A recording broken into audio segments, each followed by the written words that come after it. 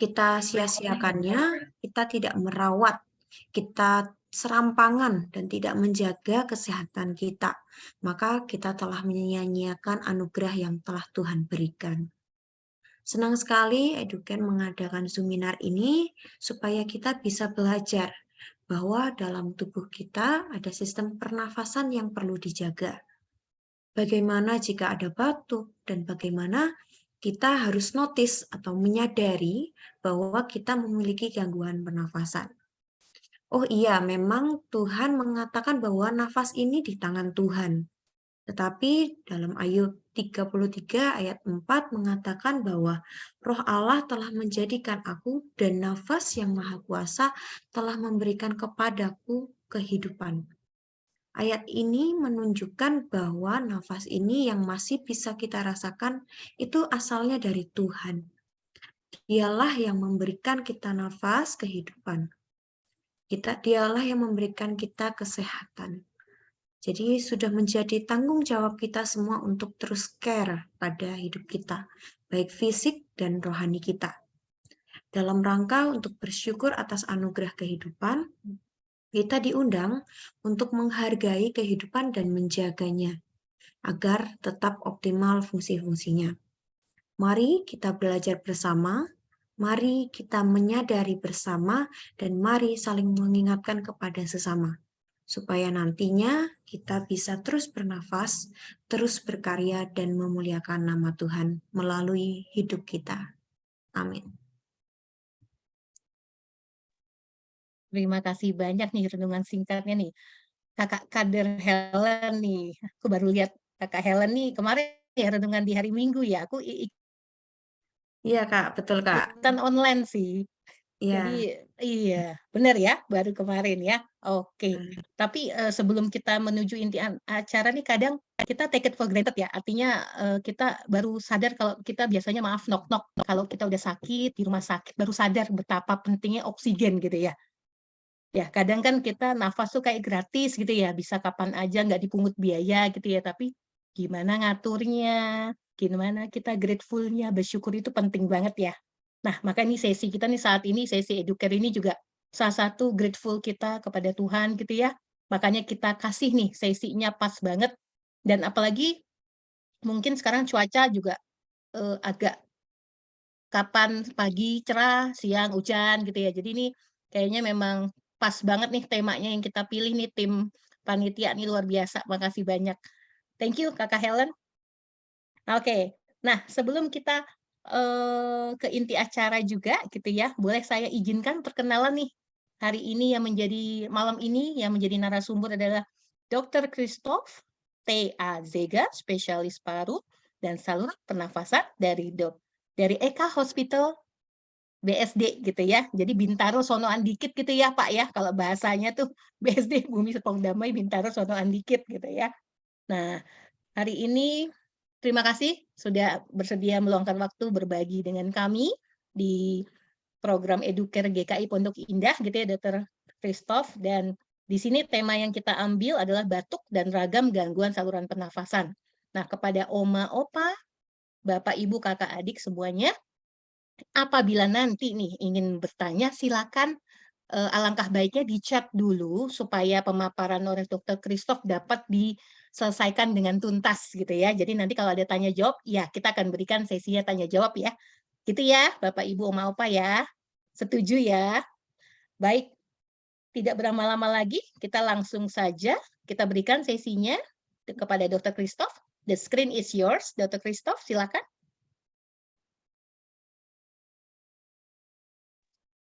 Baik, selamat malam. Mohon maaf suara saya kedengaran jelas. Kedengaran, dokter? Baik, terima kasih.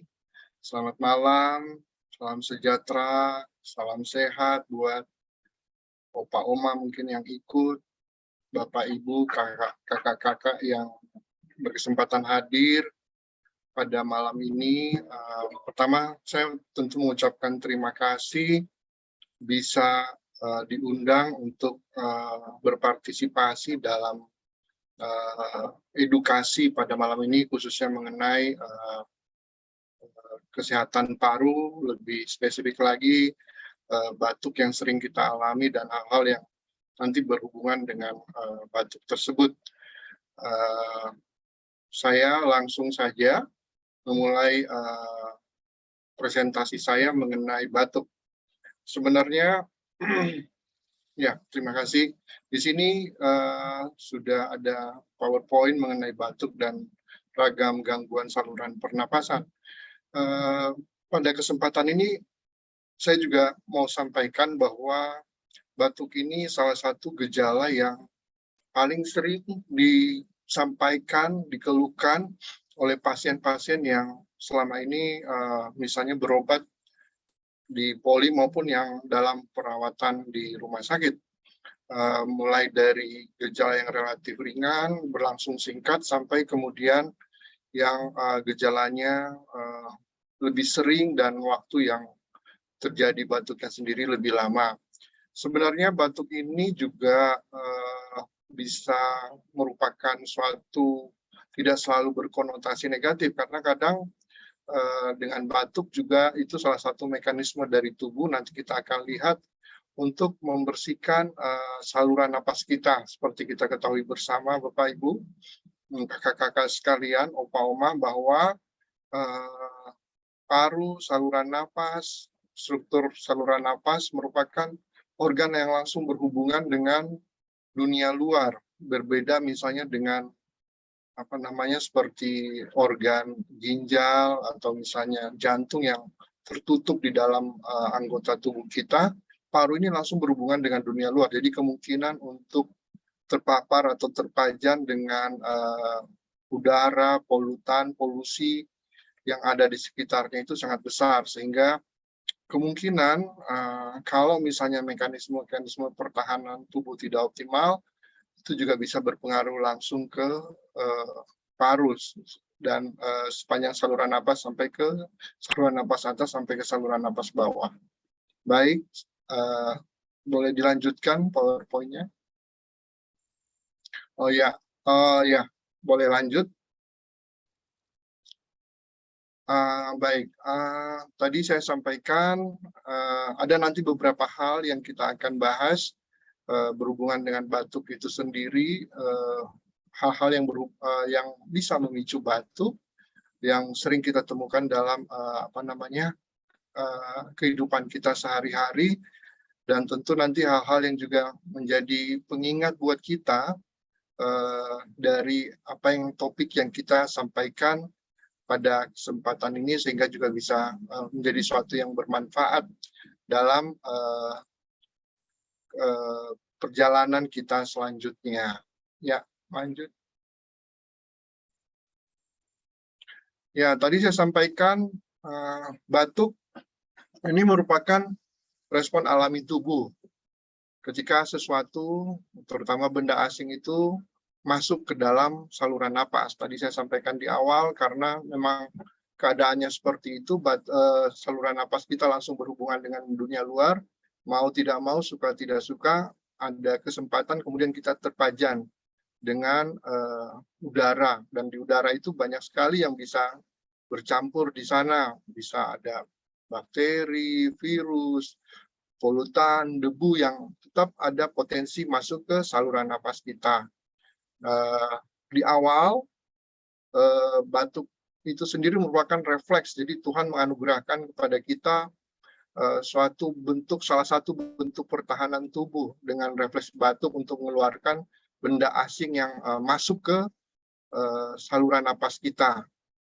Dan itu tentu dibutuhkan koordinasi, jadi ketika misalnya sesuatu masuk ke saluran napas, kemudian ada sesuatu yang menangkap benda asing tersebut, kemudian merangsang persarafan, mengirim sinyalnya ke otak, dan kemudian otak berkoordinasi dengan otot-otot tubuh kita, dalam hal ini tentu otot-otot pernapasan, untuk mengeluarkan benda asing tersebut sehingga bisa dikeluarkan. Baik, lanjut.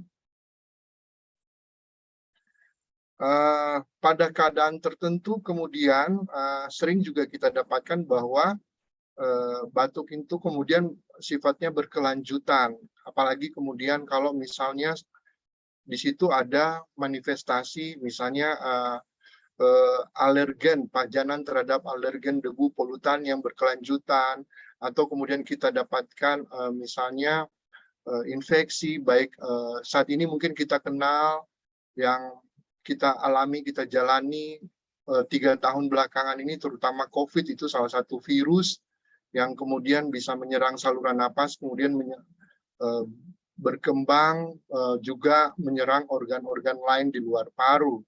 Kemudian pada keadaan-keadaan tertentu, kita juga sering mendapatkan mereka yang relatif sensitif, misalnya pada pasien-pasien dengan penderita asma seperti itu.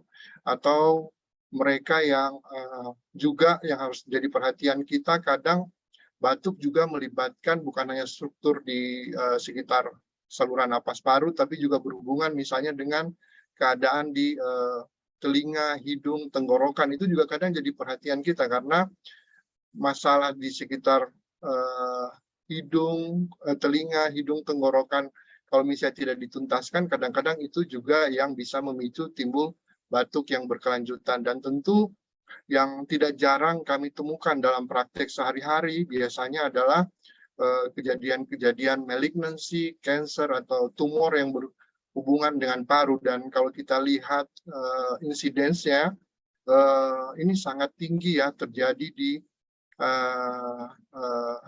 masyarakat kita.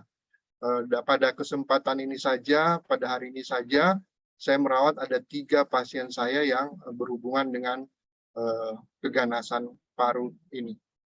Ya, lanjut. Ya, kalau kita klasifikasikan itu sifatnya ada batuk yang sifatnya berlangsung dalam beberapa saat, misalnya dalam hitungan hari, minggu, seperti itu 2 atau 3 minggu, itu batuk akut kita sebut. Dan biasanya kalau mungkin Bapak, Ibu, kakak-kakak sekalian mungkin pernah dengar sifatnya batuk kronis, biasanya itu kita kelompokkan kepada mereka yang sudah lebih lama batuk, yang biasanya lebih dari 8 minggu seperti itu ke atas. Dan kenapa kita definisikan seperti itu, karena ketika batuk itu sudah berlangsung dalam waktu yang lama, tentu kita harus sangat waspada, karena khusus misalnya kalau kita ngomong batuk kronis di Indonesia, salah satu hal juga yang harus jadi perhatian kita biasanya itu sering dihubungkan dengan insiden penyakit TBC. Dan seperti kita ketahui, penyakit TB kalau di Indonesia ini angkanya masih sangat tinggi. Kalau kita lihat survei terbaru, kita masih, kalau dulu kita masih peringkat 3 setelah India dan Cina, sekarang kita sudah masuk ke peringkat 2 terbesar di dunia yang angka TB-nya sangat tinggi. Tentu ada konsekuensinya, artinya ketika angkanya sangat tinggi di tengah masyarakat, kemungkinan untuk kita bersinggungan dengan orang-orang yang terdiagnosis atau sakit TB ini tentu sangat besar, sehingga memang sangat perlu kehati-hatian, kewaspadaan terhadap penyakit tersebut. Ya, lanjut. Ya, kalau jenis-jenis batuknya sendiri memang ada banyak ya, mulai dari kalau yang sering kita dapatkan dalam praktek sehari-hari, kadang pasien itu mengeluhkan ada yang batuknya sifatnya misalnya kering, relatif produksi dahaknya sedikit, lebih dominan misalnya nyeri, sakit, gatal tenggorokan, dan itu kadang dihubungkan misalnya dengan mekanisme alergi, atau ada keadaan-keadaan yang lain, juga asma juga bisa, atau berhubungan dengan penggunaan obat-obat tertentu. Dan kalau misalnya kita dapatkan di situ sudah mulai ada manifestasi kuman, kadang-kadang tidak selalu ya, walaupun tadi saya sampaikan tadi bahwa yang kering berdahak juga kadang tidak mudah untuk menentukan bahwa ini lebih banyak alerginya ataupun sudah ada manifestasi infeksi. Demikian juga kadang-kadang batuk yang berhubungan dengan keadaan di luar, selain misalnya infeksi di parunya, batuk itu sendiri juga bisa berhubungan dengan keadaan di luar paru. Kadang ketika misalnya seseorang dengan kelainan jantung, kadang juga yang harus jadi perhatian kita itu bisa menimbulkan batuk, bisa menimbulkan beban di paru, bisa menimbulkan mungkin cairan yang menumpuk di paru. Jadi ketika seseorang kemudian batuk sedemikian lama, yang sering kita lakukan selama ini biasanya kita akan bekerja sama dengan, kalau kita lihat ada potensi, terutama mereka misalnya kelompok umur yang sudah senior, kemudian ada gangguan yang lain seperti itu, misalnya jantung, tentu kita juga harus berkoordinasi untuk mengoptimalkan tata laksana jantung ya, karena kalau misalnya hanya di salah satu sisi yang kita optimalkan, tentu hasil yang kita dapatkan tidak begitu optimal. Jadi itu yang juga harus menjadi perhatian kita. Lanjut. Ya, ini kurang lebih ya yang bisa menyebabkan batuk yang sering kita dapatkan dalam praktek sehari-hari, dalam kehidupan kita sehari-hari. Batuk itu bisa disebabkan oleh banyak hal. Kalau misalnya kita ngomong infeksi virus, seperti itu bisa menimbulkan batuk. Virus seperti kita ketahui banyak sekali jenisnya, dan kadang seperti Bapak Ibu, kakak-kakak sekalian mengetahui, 3 tahun terakhir kita berhadapan dengan COVID yang merupakan salah satu varian human corona, seperti itu, coronavirus. Dan hal seperti ini sebelum-sebelumnya juga sudah pernah terjadi. Tentu kita sudah tahu, sudah mendapatkan banyak informasi bahwa virus, kemudian bakteri seperti itu bisa secara berkala, kemudian dia bisa bermutasi atau menyesuaikan diri dengan pengobatan yang kita lakukan, sehingga kadang-kadang tidak selalu mudah untuk mendapatkan terapi yang optimal. Demikian juga misalnya kita sering dapatkan polutan di sekitar kita, debu, kemudian kita mungkin baik yang perokok aktif maupun pasif, atau alergen tertentu, dan makan makanan iritatif, dan masih banyak yang lain. Nanti bisa kita diskusikan. Lanjut.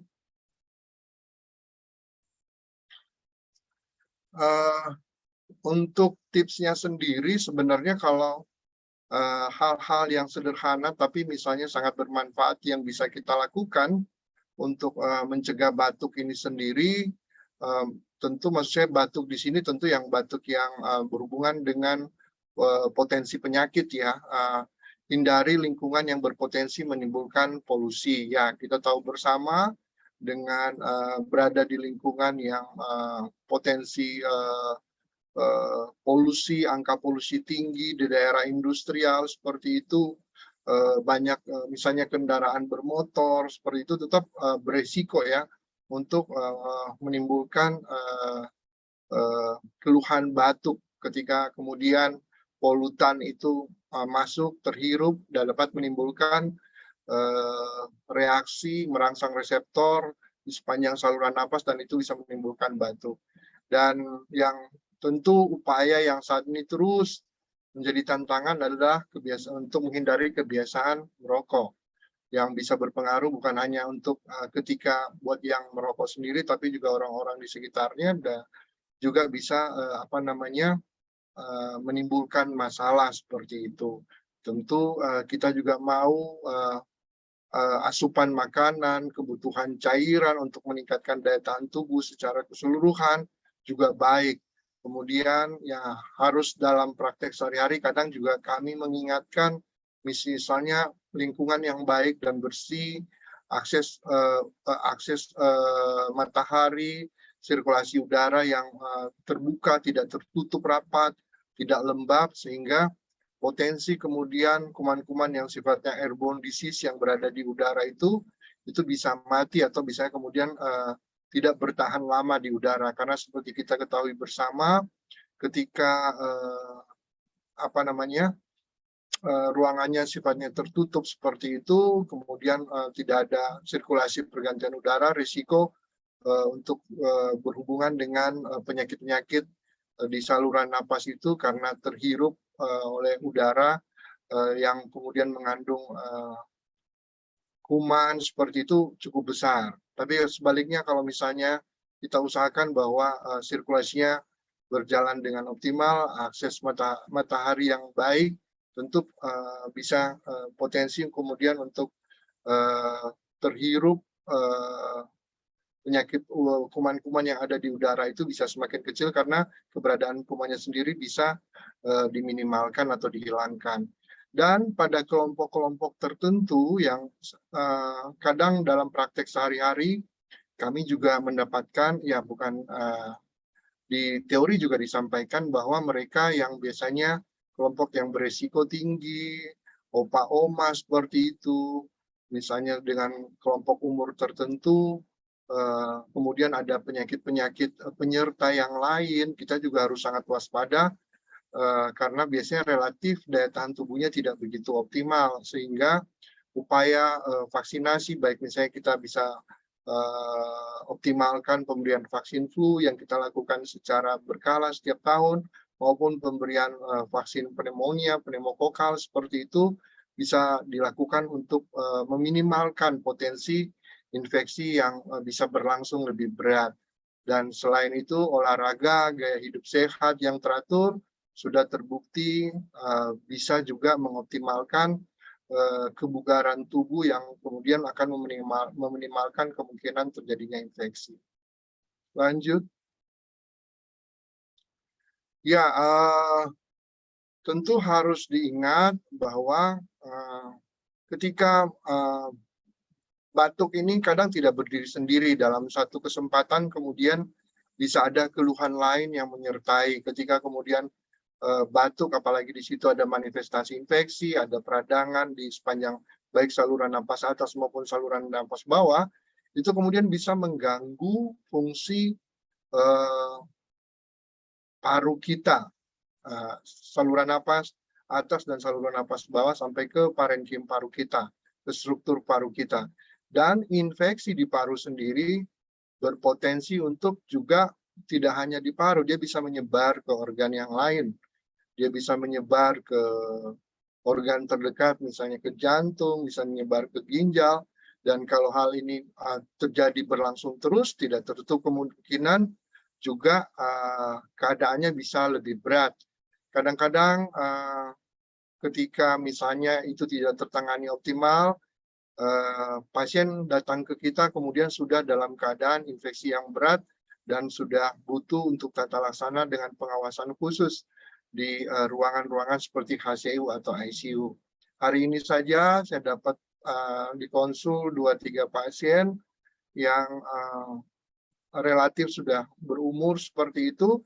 Ketika datang, keluarganya menyatakan bahwa pasiennya sebenarnya beberapa saat yang lalu mereka baik-baik saja, tapi 3-4 hari terakhir dimulai dengan batuk, kemudian diikuti dengan keadaan sesak yang memberat seperti itu. Dan makanya tadi saya sampaikan di awal, kita harus sangat waspada, terutama ketika batuknya berlangsung lama, batuk berlangsung lama, dan kemudian disertai oleh gejala yang lain, tentu kita harus sangat waspada, terutama mereka dengan kelompok yang beresiko. Ya, dan tadi juga di awal saya sampaikan bahwa kita dalam praktek sehari-hari kita juga melihat masalah di batuk, keluhan batuk, sesak, demam di sepanjang saluran napas ini tidak terpisah dengan keadaan di organ yang lain. Kami biasanya berhubungan sekali misalnya dengan gangguan di sekitar telinga, hidung, tenggorokan, dan keadaan organ-organ lain juga bisa berpengaruh ke saluran napas dan paru. Seperti kita ketahui, paru ketika kemudian keluhan itu berlanjut, itu juga bisa menimbulkan masalah yang sering sekali terjadi. Kadang ketika infeksinya berlangsung berat, seperti kita ketahui, paru itu merupakan tempat pertukaran oksigen dan CO2. Ketika misalnya ada peradangan, itu akan tidak mudah untuk terjadinya proses pertukaran oksigen. Sehingga ketika misalnya itu semakin berlanjut, semakin berat, tentu akan menimbulkan keluhan yang berkelanjutan. Sesak semakin meningkat sehingga kadang-kadang pasien jatuh ke keadaan yang kalau yang paling berat kadang jatuh ke peristiwa-peristiwa gagal napas. Hal-hal seperti ini ketika kami dulu terutama ketika awal-awal COVID, ini hal yang karena juga waktu itu masih terbatas sekali pengetahuan mengenai infeksi virus ini, keadaan gagal napas, kemudian terjadi gangguan distribusi oksigen, sering kita dapatkan dalam tata laksana pasien sehari-hari ketika terjadi dulu infeksi awal-awal COVID, dan gagal napas ini sering kita dapatkan dalam praktek kita, baik untuk pasien rawat inap maupun rawat jalan saat itu. Baik, lanjut. Ya, ini sih kalau misalnya kita menceritakan mengenai penyebabnya ya, banyak tadi saya sampaikan jenis virus, seperti kita tahu sangat banyak, nanti Bapak, Ibu, kakak-kakak sekalian bisa melihat. Demikian juga dengan bakteri yang banyak sekali.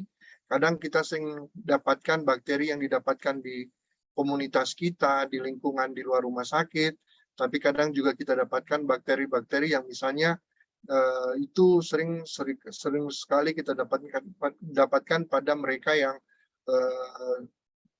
ke rumah sakit atau dirawat seperti itu, dan kadang kuman-kuman yang kita dapatkan tidak selalu virus atau bakteri atau jamur seperti itu, tidak selalu mudah untuk ditaklukkan, karena ada sebagian juga dalam praktek sehari-hari kita sudah identifikasi kumannya, kita sudah mengetahui sifatnya, tapi kadang dengan obat yang paling sesuai pun responnya tidak selalu optimal. Kita harus tahu bahwa pengobatan itu, kesuksesan pengobatan banyak hal yang terlibat. Jadi selain obat atau misalnya diagnosis dari kita sendiri yang tepat, alasan-alasan batuk dan segala macam, satu juga yang harus kita ketahui keadaan tubuh dari pasien sendiri. Jadi yang harus diingat bahwa tadi di awal sudah kita sampaikan bahwa menjaga kebugaran, lingkungan yang baik, akses udara, matahari, gaya hidup sehat seperti itu juga salah satu yang sangat penting dalam meminimalkan potensi infeksi paru. Baik, silakan dilanjutkan. Ya, tadi saya sampaikan tentu kita harus sangat waspada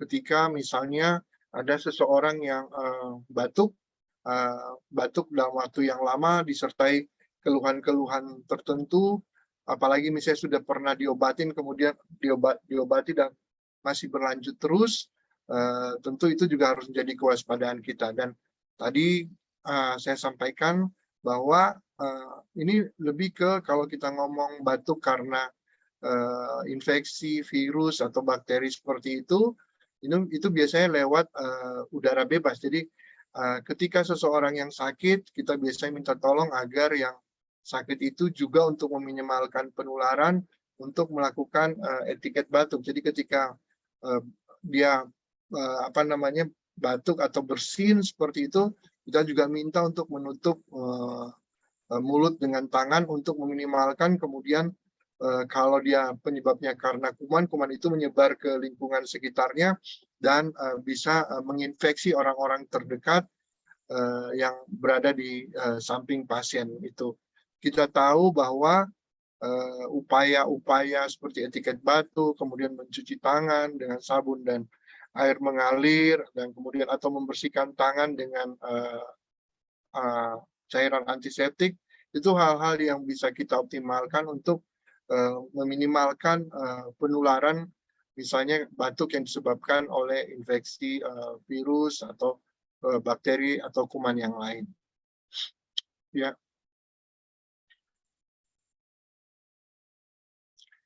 Ya, lanjut.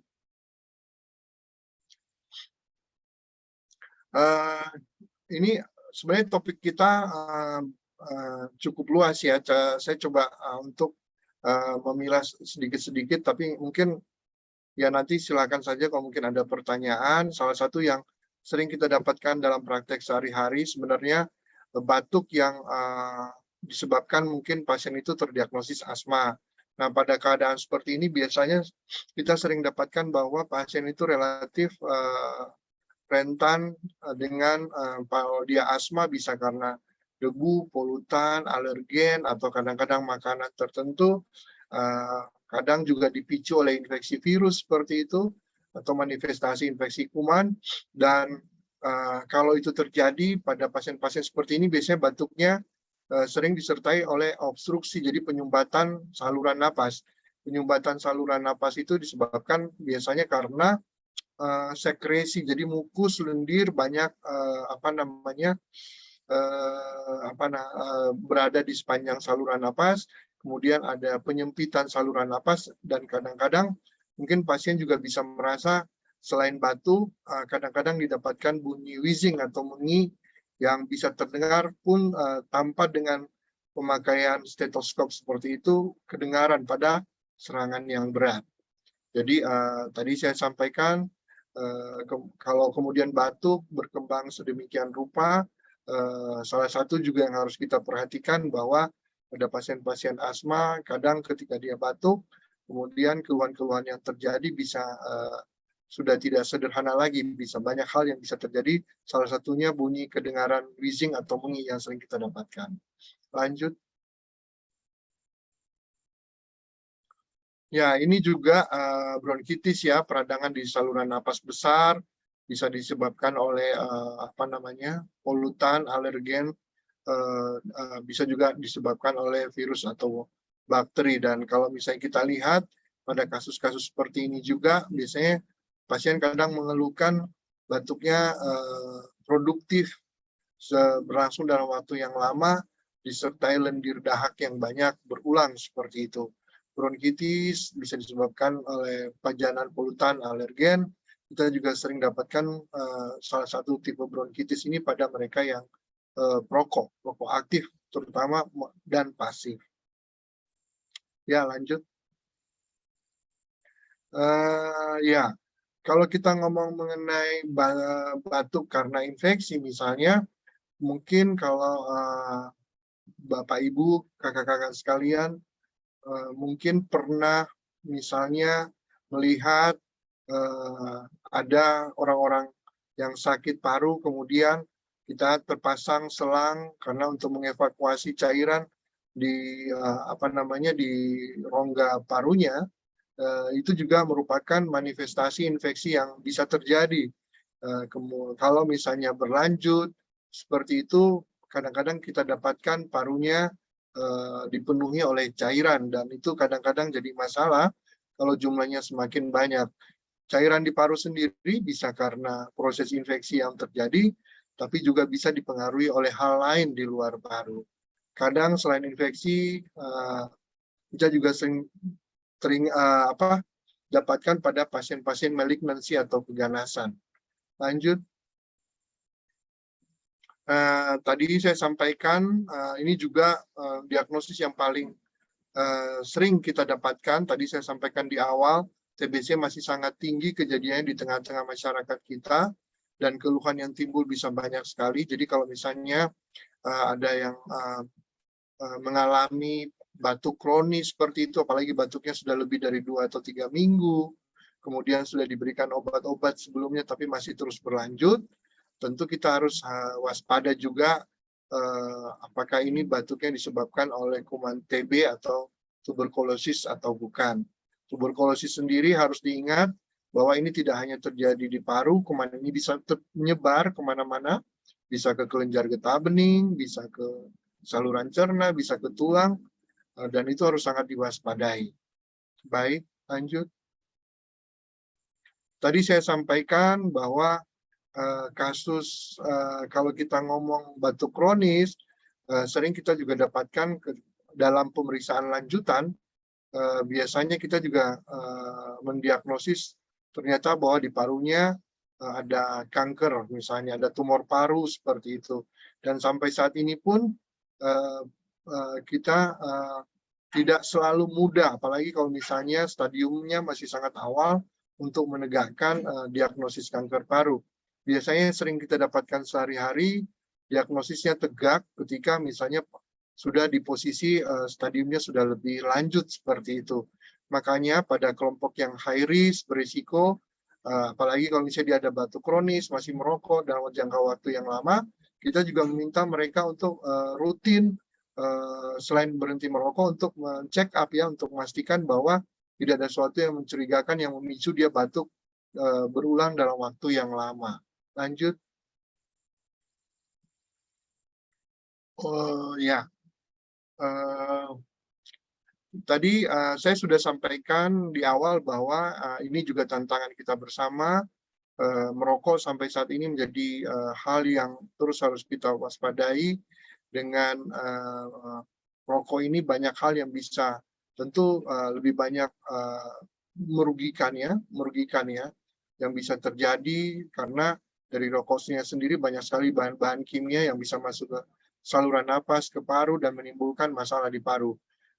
Yang paling sering biasanya kita dapatkan ketika mereka merokok di usia yang relatif sangat muda, pada paru umur yang ke 60, 50, 60, 70, kemudian manifestasi keluhan klinis terutama yang berhubungan dengan paru itu baru mulai kelihatan dominan. Biasanya sering kita dapatkan batuk yang sifatnya kronis dalam waktu yang lama, disertai dengan produksi lendir dahak dan mulai timbul sesak. Jadi sesaknya bisa berhubungan dengan aktivitas maupun ketika istirahat pun bisa timbul sesak. Baik, dilanjutkan. Tadi saya sampaikan bahwa banyak bahan kimia yang didapatkan di rokok itu sendiri dan potensinya sangat besar kemudian menimbulkan masalah di bidang kesehatan dalam hal ini paru tentunya. Baik, lanjut. Ini tadi yang saya sampaikan bahwa kemudian kalau itu terjadi harus diingat bahwa dia bisa banyak hal ya, tergantung seberapa banyak, seberapa lama dia merokok, seberapa banyak dikonsumsi berapa batang rokok sehari, itu juga akan berpengaruh bukan hanya di paru, tapi juga bisa menimbulkan masalah di luar paru. Dan ya tentu ketika misalnya ini sudah terjadi, tidak selalu mudah untuk mengobatinya. Demikian baik perokok aktif maupun perokok pasif. Baik, lanjut. Tentu ini Bapak Ibu mungkin kakak-kakak sekalian saat ini beberapa tahun terakhir sebenarnya topik mengenai salah satu yang sering juga kita dapatkan sekarang pemakaian vaping ya, vape seperti itu yang diklaim bahwa oleh salah satu pihak salah satu cara untuk mengurangi ketergantungan atau berhenti merokok karena dianggap bahwa dengan proses yang berbeda, dengan pemanasan seperti itu dihasilkan uap, dia relatif risiko lebih rendah. Tapi ternyata kalau kita lihat banyak kejadian kita dapatkan bahwa ternyata bahwa yang diklaim relatif aman bersih seperti itu banyak kita juga dapatkan bahwa menimbulkan efek atau dampak yang tidak ringan ya. Kita sering dapatkan pasien-pasien yang kemudian berkembang dengan keluhan batuk kronis yang lama. Jadi kalau ini juga harus jadi perhatian kita, baik merokok dengan pembakaran seperti itu, seperti rokok konvensional maupun misalnya dengan vaping ini yang dengan pemanasan kemudian timbul uap itu tetap risiko untuk menimbulkan masalah di paru. Lanjut. Ya, ini tadi sebenarnya sih ada beberapa riset yang dilakukan ya, yang berhubungan dengan rokok elektrik vape ini dan itu juga menunjukkan bahwa itu tetap jadi masalah di paru tentunya. Di FKUI sendiri di Rumah Sakit Persahabatan sebenarnya sudah banyak yang penelitian yang dilakukan dan menunjukkan bahwa vaping ini tetap berakibat buruk pada kesehatan paru walaupun diklaim bahwa relatif bisa minimal menimbulkan efek di paru, tapi dalam beberapa penelitian menunjukkan hal yang sebaliknya bahwa risikonya juga sama besarnya dengan rokok konvensional yang selama ini biasa dipergunakan. Baik, lanjut.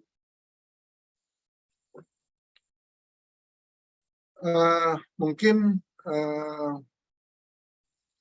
kalau kita masih ingat beberapa waktu yang lalu pernah ada kasus yang disebutkan seperti popcorn lung ya. Jadi ada kasus di Amerika, ada remaja yang kemudian mengkonsumsi sedemikian banyak, kemudian dengan menggunakan dengan vaping, vape seperti ini, rokok elektrik, kemudian timbul masalah di parunya kemudian mengalami peradangan hebat,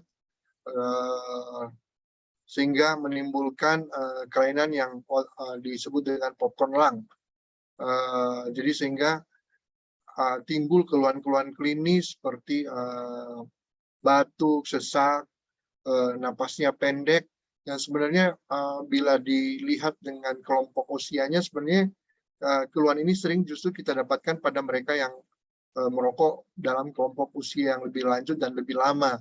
Tapi ternyata kita juga dapatkan bahwa pasien yang relatif muda dengan pemakaian rokok elektrik ini ternyata bisa dalam waktu singkat menimbulkan kelainan paru yang begitu berat. Baik, lanjut.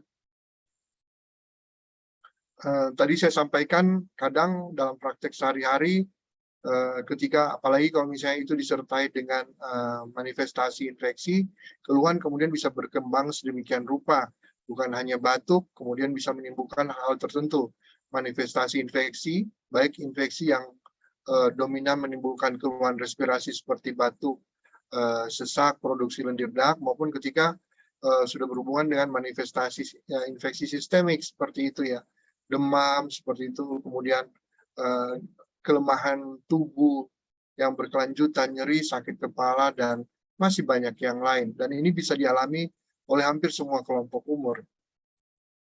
Ya, lanjut. Ya, ini sebenarnya upaya-upaya pencegahan kelihatan sederhana, tapi sebenarnya sangat bermanfaat dalam kehidupan kita sehari-hari. Misalnya pola makan, pola hidup seperti itu.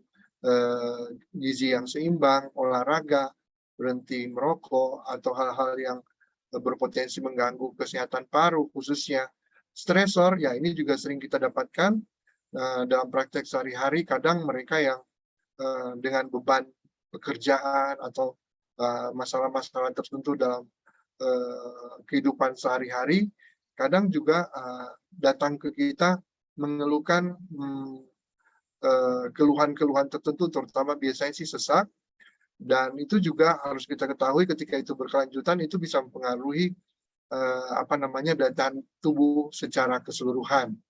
Kemudian tadi saya sampaikan menghindari kontak langsung terhadap yang terinfeksi, hand hygiene seperti itu, mencuci tangan ketika lagi terinfeksi, menutup mulut dan hidung setiap kali batuk atau bersin.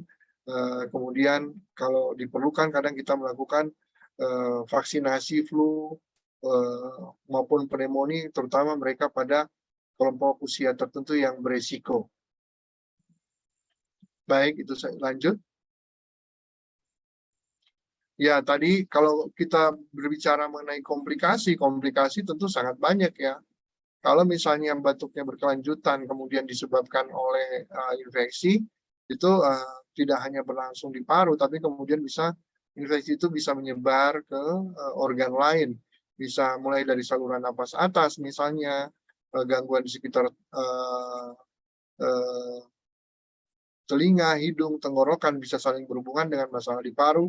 Dan kalau kemudian dia ikut kuman itu, misalnya kalau karena kuman dia ikut pembuluh darah, dia bisa sangkut di organ-organ tubuh yang lain. Dan kalau misalnya itu berlangsung terus, itu bisa akan menimbulkan gagal organ bukan hanya di parunya, tapi juga di organ yang lain. Di paru sendiri, kalau itu berlangsung terus, ada timbul infeksi, dan infeksi itu bisa sangat berat, sehingga pasien-pasien tertentu kalau tidak ditangani optimal, itu juga bisa jatuh ke keadaan yang berat, gagal napas, kadang kita harus masuk ICU, kemudian harus kita intubasi sedemikian rupa, dan kadang tidak mudah untuk di-weaning atau misalnya dilepas alat bantu napasnya karena keadaan parunya yang berat.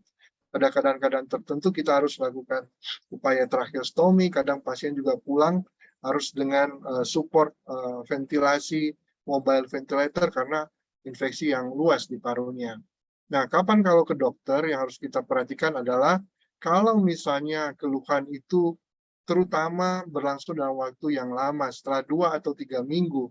Apalagi kalau misalnya keluhan itu sudah diobatin dan masih berlangsung, batuknya malah kemudian disertai oleh keluhan lain, sesak, atau misalnya cenderung demam atau mengalami letih lemah anggota tubuh seperti itu, atau misalnya ditambah misalnya penurunan berat badan, atau misalnya ada keringat malam seperti itu, kita harus sangat waspada, harus segera memeriksakan diri ke dokter untuk dilakukan pemeriksaan lebih lanjut.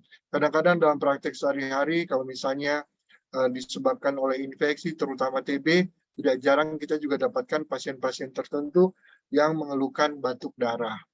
Walaupun batuk darah sendiri bukan hanya disebabkan karena infeksi, bisa kalau yang lain, tapi sering kita dapatkan pada infeksi TB, kita juga sering dapatkan pasien-pasien dengan keluhan batuk darah. Ini akan terasa lebih berat terutama pada mereka yang biasanya kelompok yang high risk dengan kelompok umur tertentu, orang yang lanjut usia, biasanya kejadiannya bisa lebih berat. Baik, lanjut. Ya, biasanya di dalam praktek sehari-hari, kalau misalnya kita mendapatkan pasien-pasien dengan keluhan batuk, terutama yang berlangsung dalam waktu yang lama, disertai keluhan yang lain, dokter biasanya melakukan pemeriksaan dasar, bisa dengan pemeriksaan ronsen, kemudian bisa dilakukan pemeriksaan darah untuk melihat ada tanda-tanda infeksi, dan yang tentu kalau yang berhubungan dengan paru, kita juga bisa melakukan pemeriksaan dahak atau sputum. Dengan pemeriksaan dahak atau sputum biasanya kita tentukan apakah di situ ada kuman atau tidak, dan kalau dia ada kuman, kumannya jenisnya apa, sifatnya seperti apa, dengan pemakaian obat-obat antibiotik tertentu masih bisa diberikan atau tidak. Baik, lanjut.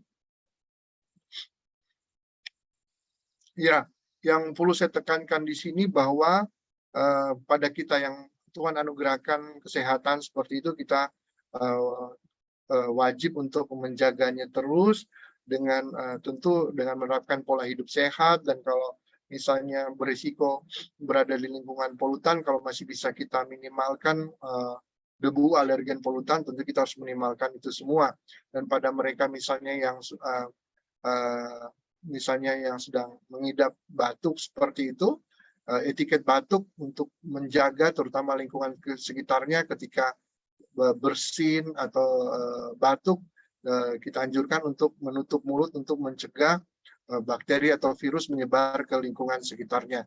Dan ketika kalau misalnya itu berlanjut terus, tadi saya sampaikan batuknya misalnya lebih dari 2 atau 3 minggu, sudah berobat sebelumnya tapi cenderung semakin sering disertai dengan keluhan yang lain, disarankan untuk kontrol atau untuk berobat ke dokter atau pelayanan kesehatan terdekat. Lanjut, saya rasa habis mungkin ya. Baik, terima kasih, itu saja yang bisa saya sampaikan pada kesempatan ini kepada Bapak Ibu, Opa Oma, atau kakak-kakak, kakak adik mungkin yang masih ada hal yang kurang jelas, nanti bisa mengajukan pertanyaan. Demikian, terima kasih. Baik, terima kasih banyak nih. Dr. Christoph T.A. Zega, gitu ya, spesialis paru dan pernafasan gitu yang saat ini berpraktek di Eka Hospital BSD gitu ya, Dok ya. Nah, Dok, ini mungkin sebagai privilege sebagai moderator boleh ya saya menggunakan hak privilege saya gitu. Ada yang nitip pertanyaan ke saya nih sebelum ke Bapak Ibu gitu ya. Boleh, Oke, silakan. ini ceritanya nih ya, Dok ya, bukan ceritanya nih, mungkin pengalamannya. Ini kalau saya batuk, biasanya batuk kering dan bisa berlangsung lama, kurang lebih 2 mingguan. Nah, obat batuk yang dijual bebas, kadang cocok, kadang nggak cocok. Begitu juga obat yang diberikan oleh dokter. Bagaimana caranya supaya bisa sembuh ya dokter? Nah, gimana tuh dok? Iya, terima kasih Bu pertanyaannya. Ini juga yang sering ditanyakan ke kita sehari-hari. Tadi saya sampaikan di awal, kadang masalah batuk ini tidak selalu sederhana ya. Kadang kemudian sering kita dapatkan juga sehari-hari pasien itu sudah konsumsi banyak obat atau sudah berobat ke banyak dokter. Biasanya itu yang sering kita dapatkan. Yang paling penting sebenarnya ketika seorang batuk yang harus benar-benar kita perhatikan etiologi atau penyebab batuknya sendiri, Ibu, Bapak, Kakak, adik semuanya.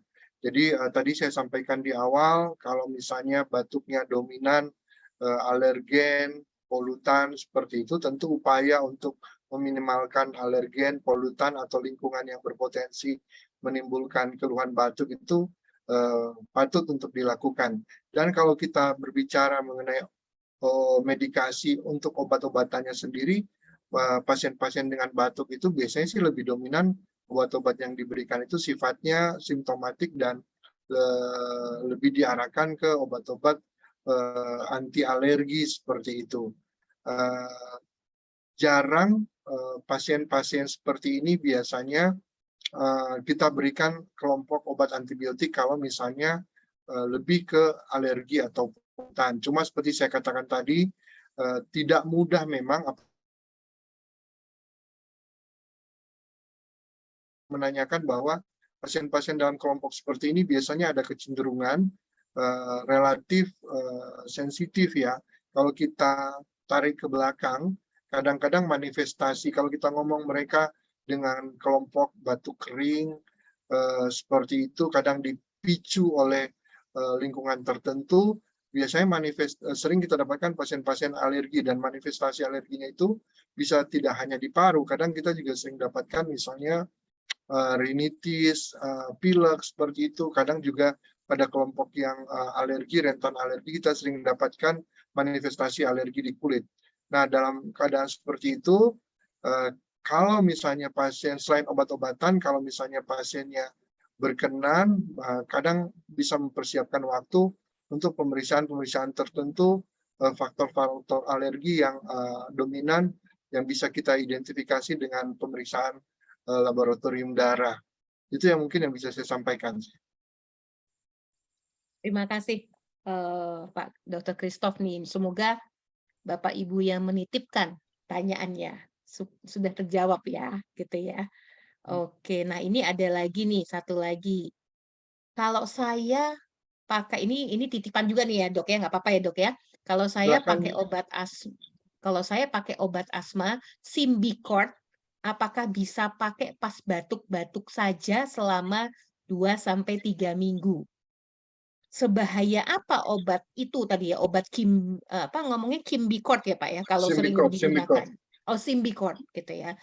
Seberapa apa tuh bahayanya kalau sering-sering digunakan, karena katanya nih konon kalau batuk itu pakai si Symbicort ini cepat sembuh gitu, Dok. Gimana, Dok? Silakan. Baik. Langsung Terima kasih atas ya. pertanyaannya. Pertanyaannya baik. Ini juga sering kita dapatkan dalam praktek sehari-hari. Saya jelaskan dulu kalau Symbicort ini sebenarnya isinya adalah formoterol dan budesonide. Formoterol itu obat short acting beta 2 agonis, budesonide itu kortikosteroid inhalasi. Jadi sifatnya itu kalau formoterol itu biasanya melegakan napas, terutama sering kita pakai pada mereka yang asma dan dengan derajat ringan sampai berat seperti itu. Dan budesonide itu kortikosteroid inhalasi menekan antiinflamasi, jadi menekan udem yang terjadi sepanjang saluran napas ketika sering terjadi serangan asmanya. Jadi pada pasien-pasien asma atau yang didasarkan dengan hiperreaktivitas sensitif dengan apapun itu, pemakaian obat ini salah satunya Symbicort bisa menolong. Pemakaian Symbicort sendiri, kalau kita ngomong konteksnya asma, kalau kita baca di panduan pengobatan, misalnya GINA kita ada namanya panduan pengobatan yang sifatnya global yang dibikin oleh ahli-ahli dan secara setiap tahun akan diupdate. Kalau kita baca yang paling baru saat ini 2021 kemarin yang terbaru, dinyatakan bahwa pada mereka yang gejala ringan saja obat ini itu ada tempatnya untuk diberikan. Nah, cara pemberiannya itu kalau sekali lagi saya ngomong ini konteksnya asma ya, karena kadang ini juga bisa diaplikasikan pada mereka yang alergi-alergi, tapi umumnya dipakai pada penderita asma umumnya. Nah, biasanya itu diberikan pagi dan malam 2 kali sehari. Dan kalau kita baca sebenarnya tidak kita anjurkan untuk langsung diberhentikan dalam waktu yang singkat seperti itu. Karena biasanya efek proteksinya itu justru akan lebih optimal dipakai dalam waktu tertentu. Biasanya kalau kita baca guideline yang paling baru itu bisa diberikan minimal 7 minggu. Kadang bisa diberikan sampai 3 bulan seperti itu. Nah, tadi sempat ada concern mengenai side effect ya, efek samping yang berpotensi timbul. Nah, itu kalau kita bedah lagi, itu formoterol yang ada di situ itu 100 budesonide 160 mikrogram, 4,5 mikrogram formoterol. Itu sangat kecil Bapak Ibu, dan itu sifatnya localized ya, jadi di saluran napas atas. Sampai saat ini pun kalau kita baca dari jurnal maupun pendapat yang ahli di bidang itu sangat aman untuk diberikan. Kadang saya punya pasien sampai saat ini sudah bertahun-tahun pakai obat itu, ya ada potensi misalnya yang bisa timbul suara serak, atau kalau kita baca lagi kemungkinan infeksi paru, tapi itu pun insidennya kecil. Jadi kalau saran saya, Bapak Ibu yang mendapatkan itu, tentu sesuai dengan diagnosis yang diberikan, ikutilah apa yang disampaikan oleh dokternya. Jangan diberhentikan begitu saja, karena kalau misalnya diberhentikan begitu saja, kadang efek proteksinya itu tidak optimal, sehingga keluhannya bisa timbul kembali dalam waktu yang singkat. Baik, jadi memang tidak apa-apa ya, sampai saat ini memang tidak ada yang istilahnya menyebabkan efek samping yang istilahnya minor kali ya, dokter ya, minor itu lokal aja lah gitu ya, sangat ringan dan minim gitu masih ya. bisa kita toleransi. Masih bisa di-handle lah ya, Dok ya.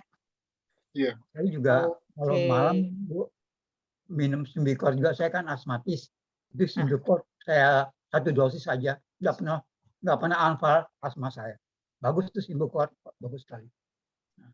Oke, baik Pak Martin. Pak Martin, makasih nih masukannya. Thank you, Pak. Oke. Makasih Pak Martin. Nah, ini ada lagi. Tapi kalau pasca ini dihubungkan dengan COVID nih, Dok, mungkin masih menindaklanjuti pertanyaan yang tadi, Dok, yang Symbicort ya.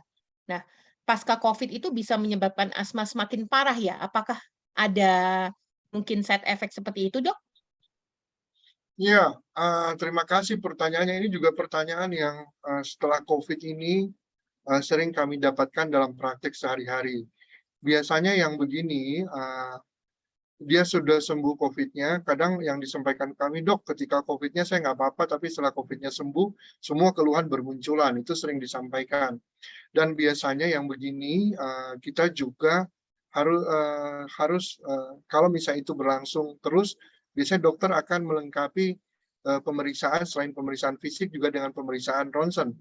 Nah, biasanya pada mereka yang dengan ronsen kemudian kita dapatkan bahwa ada gambaran fibrosis. Jadi kalau Bapak, Ibu, Opa, Oma, Kak adik sekalian yang mungkin tahu bahwa setelah orang sakit COVID, ya sering kita dapatkan fibrosis, bekas peradangan setelah kemudian pasien itu kita ronsen.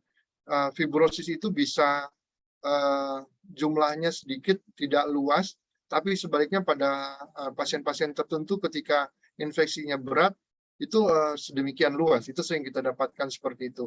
Dan kalau misalnya dokternya dengan pemeriksaan anamnesis, pemeriksaan fisik, dan pemeriksaan tambahan tadi mendapatkan hal seperti itu, tentu pengobatan yang diberikan juga biasanya sifatnya yang sering kalau kita lihat kriteria yang ditetapkan oleh Perhimpunan Dokter Paru Indonesia, biasanya ada 3 hal yang bisa ditambahkan selain obat-obat simptomatik. Pertama, obat-obat inhalasi. Salah satunya yang bisa dipakai itu kelompok Symbicort itu.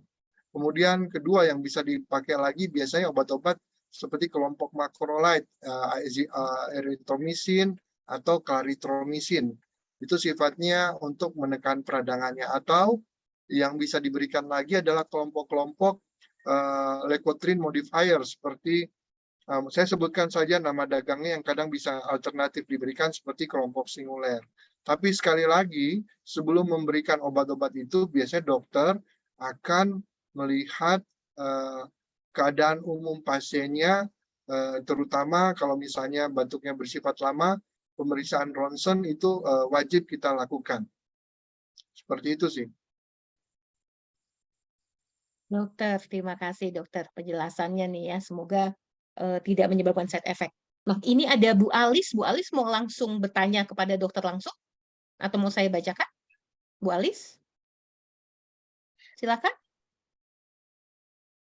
Oke, mungkin saya bantu ya. Oke, malam dok, mau tanya. Ini Ya, anak saya oke, silakan Bu Alis. Iya, malam langsung. dok. Ya. Malam Ibu. Mau nanya, ini kan kebetulan saya punya anak 2 tahun. Dia tuh hampir tiap malam sih, sekitar jam 1, jam 2-an tuh batuk-batuk. Kadang batuknya itu keluar lendir juga, jadi kayak dia agak muntah, tapi muntahnya tuh bentuknya lendir gitu. Udah lumayan lama sih, sempet dikasih obat pun tapi nggak mempan. Kata dokter juga bisa alergi. Tapi kalau alergi, apakah dia tetap ngeluarin lendir atau kayak cuman batuk kering aja? Makasih dok. Iya, terima kasih pertanyaannya. Ini juga kasus yang sering kita dapatkan. Biasanya kita kerjasama dengan teman-teman sejawat bagian anak batuk. Anak itu biasanya lebih dominan sih alergi ya, alergi dan memang kadang tantangannya di anak itu tidak selalu mudah untuk ditegakkan diagnosisnya. Nah, kalau misalnya kita ngomong batuk alergi, ya sering kita dapatkan biasanya batuknya sifatnya berkelanjutan seperti itu, dan itu biasanya berhubungan dengan keadaan tertentu, lingkungan tertentu. Sering kita dapatkan selama ini biasanya yaitu bisa karena udara, kelembaban, atau sering juga misalnya lingkungan tertentu yang bisa memicu anak untuk batuk selain konsumsi makan makanan tertentu. Nah, biasanya pengobatan batuk pada anak ini sangat sifatnya individual karena berbeda antara satu pasien dengan pasien yang lain. Tapi yang mau saya pertegas di sini, ketika kemudian dia batuk, baik batuk produktif maupun batuk kering atau dominasi keluhan tertentu, dengan keluhan saja biasanya tidak langsung bisa menentukan apakah ini hanya batuk alergi atau ada manifestasi infeksi, karena itu butuh pemeriksaan yang lebih lengkap lagi. Jadi kalau misalnya tadi Ibu sampaikan bahwa sudah pernah berobat ke dokter, kemudian masih ada keluhan, mungkin kalau saya boleh saran, itu bisa berkonsultasi lagi dengan dokternya, hal-hal tertentu yang bisa dioptimalkan untuk menegakkan diagnosis sakitnya. Jadi perlu ronsen juga kali ya? Atau... Biasanya kalau dia batuk kronis, biasanya tadi seperti saya sampaikan, bisa dibantu dengan pemeriksaan penunjang yang lain. Pemeriksaan penunjangnya bisa berupa pemeriksaan ronsen seperti itu, atau pemeriksaan darah.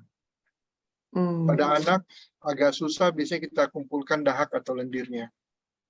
Oh, oke. Baik, terima kasih dok. Terima kasih Bu Elis pertanyaannya. Dokter, makasih jawabannya. Nah, ini ada yang mungkin chatnya japri ke saya, tapi maksudnya ke semuanya nih harusnya nih. Mungkin Bang Maruli bisa langsung bertanya ke Dokter Christoph. Silakan, Bang Maruli. Ya, silakan. Kalau boleh dibacakan, saya soalnya sama si kecil, dia suka ganggu. Boleh banget. Oke, Boleh nih tolong malam Kak. dokter, moderator, rekan terkasih yang ada di acara ini. Anak saya yang pertama kena TB, yang ketika itu digunakan bahasa halus yaitu flek ya. Saya cari referensi ternyata itu TBC dok. Jika sudah divaksin, kenapa masih kena? Apakah bisa sembuh total? Karena katanya anak kena TBC dari mamahnya. Nah, anak saya diagnosa TBC tersebut dengan Monto-test gitu, lalu obat selama sebulan. Monto-test, betul. Lalu dikasih obat selama sebulan. Nah, itu tadi pertanyaan pertama, kenapa masih bisa kena padahal udah divaksin? Itu yang pertama, dok. Nah, pertanyaan kedua, jika anak saya sebelumnya ISPA atau batuk pilek dengan periksa dokter lalu sembuh, lalu batuk lagi, berapa lama jarak boleh gunakan obat yang sama?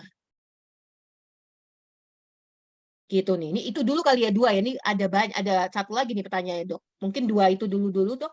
Boleh, Silakan. boleh. Ya, terima kasih pertanyaannya.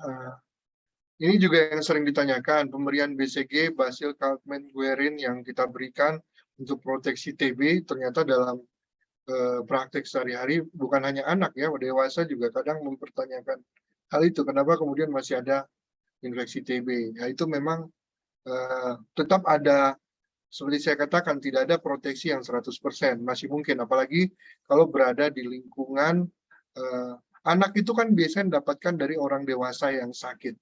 Dari anak ke anak itu jarang tertular, karena kumannya sendiri belum sampai ke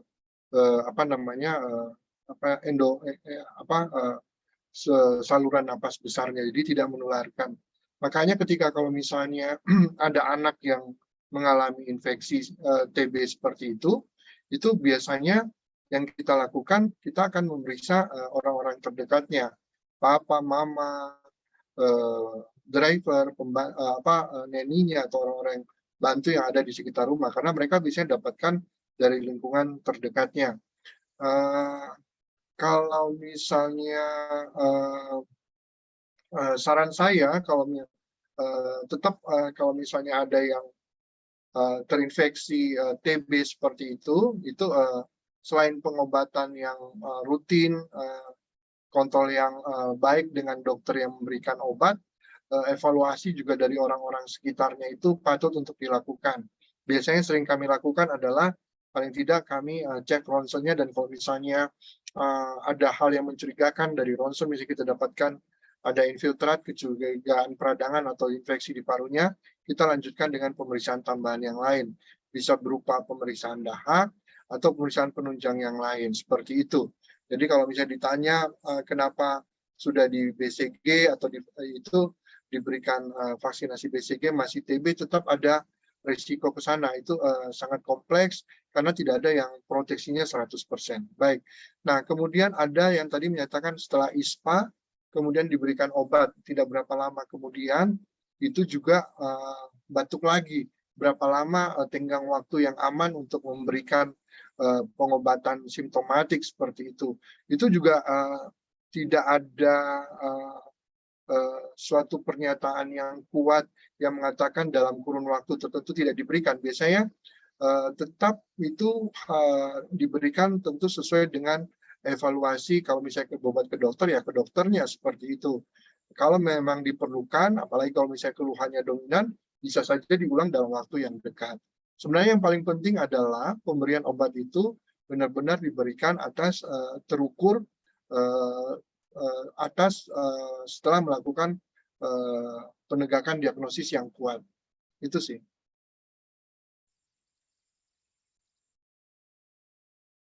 Terima kasih. Pertanyaan ketiga tadi, Kak Iren. Oh iya, ada lagi nih. Pertanyaan ketiga adalah, dulu ada tren tentang pembengkakan amandel gitu ya. Ya. Sampai ada yang dioperasi, Dok. Namun tren tentang amandel saat sekarang ini kayaknya nyaris tidak terdengar gitu ya. Apakah ada hubungannya virus, bakteri penyebab batuk?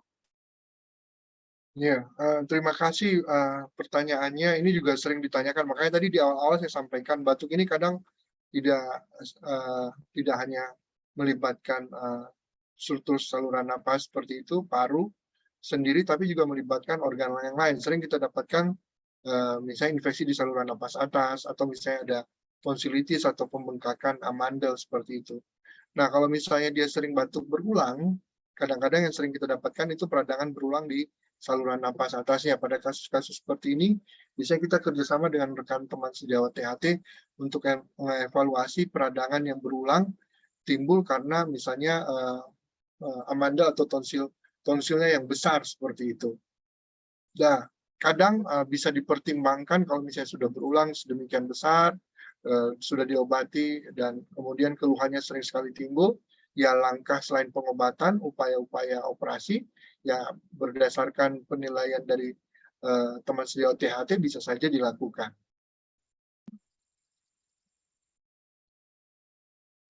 Baik, jadi memang harus ini ya Dok ya, memang apa istilahnya ya, kalau memang ini perlu kontrol lah ya ke dokter gitu ya Dok ya. Iya. Kita tidak boleh asal pakai tadi ya, itu tadi ya obat yang sama gitu ya Dok ya. Iya. Makasih ya Kak Iren, makasih ya Baik, dokter. makasih. Terima kasih. Ya, sama-sama, Semoga Pak. terjawab semua nih Ya, Bang semua. Maruli ya. Baik. Makasih. Nah ini ada lagi nih pertanyaan dokter dari Bu Deborah. Bu Deborah mau langsung bertanya ke dokter? Atau mau saya bantu baca? Saya bantu baca ya. Oke. Malam dokter ini. Benarkah? Ini ada beberapa pertanyaan nih dok nih. Diborong semua nih. Benarkah bermanfaat makanan kacang hijau dan susu untuk yang bekerja di pabrik? Apakah asma menular? Ini maksudnya pertanyaannya, benarkah bermanfaat makanan kacang hijau dan susu untuk yang bekerja di pabrik, Dok? Iya. Oke. Boleh. Lalu nih mungkin kayaknya pertanyaannya belum selesai kali ya. Oke, di sini apakah asma menular? Nah, itu yang pertama, Dok. Apakah asma menular? Lalu apakah dengan berenang tuh membantu penyembuhan asma? Nah, itu dulu Ya. mungkin, Dok. Silakan Ya. dibantu jawab ya. Ini juga sebenarnya sih pertanyaan juga kadang disampaikan di kita. Pertama saya ucapkan terima kasih atas pertanyaannya kacang. Tadi disinggung mengenai kacang dan susu ya, maksudnya kalau langsung dihubungkan bahwa kacang dan susu ini kemudian bisa mencegah asma atau misalnya mengurangi, atau itu saya belum pernah baca. Belum, pengetahuan saya sih belum ada jurnal khusus petunjuk mengenai itu. Tapi kalau misalnya kalau kita balik lagi pada konsumsi makanan tertentu termasuk kacang, ada nggak pasien-pasien yang kadang tercetus asmanya? Ada, kadang kami dapatkan seperti itu. Jadi kalau misalnya untuk proteksi khusus, saya belum baca sampai ke sana bahwa dia bisa proteksi khusus, tapi dalam kasus sehari-hari ada beberapa pasien yang kemudian juga dengan konsumsi makanan atau salah satunya kadang kacang bisa terpicu. Tapi sekali lagi ini tidak secara umum ya, kadang-kadang itu sifatnya individual. Nah, kemudian tadi ditanyakan asma menular. Asma itu tidak menular ya. Asma itu kalau ini juga saya mau sampaikan dalam praktek sehari-hari, kadang ketika ada keluarga, orang tua kemudian mengantar anaknya, kemudian menyatakan apakah asma ini diturunkan. Sampai saat ini pun asma itu tidak dominan diturunkan, karena dalam praktek sehari-hari kita juga dapatkan papa mama atau orang tuanya asma, belum tentu anaknya selalu asma. Kalau kita baca lebih lanjut, itu mungkin hanya sekian 10-15%, tidak 100% diturunkan, sisanya keluhan asma itu bisa berkembang karena yaitu tadi lingkungan yang mendukung ke arah timbulnya penyakit itu dan keadaan umum pasiennya sendiri. Itu sih yang bisa saya sampaikan. Sore tadi yang ketiga apalagi ya tadi saya lupa ya. Yang ketiga tadi apakah berenang membantu Oh penyembuhan ya, asma? ini juga ya ini pertanyaan bagus. Jadi selain dengan obat-obatan, kemudian upaya fisioterapi seperti itu, gaya hidup sehat yang lain juga bisa kita anjurkan. Dulu waktu kita sekolah gitu ada mungkin upaya-upaya mengoptimalkan fungsi paru itu bisa juga dilakukan salah satunya dengan kegiatan olahraga. Ya, itu bisa mengoptimalkan misalnya fungsi otot-otot napasnya, sehingga ketika dia bernapas, kerjaan otot napas itu bisa optimal sehingga dia bisa bernapas dengan optimal, udara bisa masuk optimal ke saluran napas, dan itu bisa membantu untuk pemulihan keadaan tubuhnya. Dulu ada namanya, mungkin kita ada namanya Senam Asma Indonesia, seperti itu.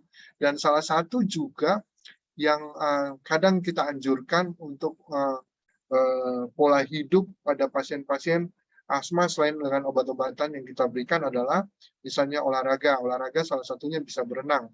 Berenang itu bisa membantu mengoptimalkan kekuatan otot-otot tubuh, terutama dalam hal ini otot-otot saluran napas yang bisa membantu orang-orang penderita asma untuk bisa bernapas secara optimal, mempunyai kekuatan otot-otot napas yang baik. Tapi sekali lagi kami ingatkan, kadang juga itu harus dilakukan dalam kondisi tertentu di mana pasien itu tidak dalam keadaan serangan atau masih belum stabil 100%. Jadi itu kemudian setelah diperiksa oleh dokter dan dinyatakan aman, itu bisa dilakukan.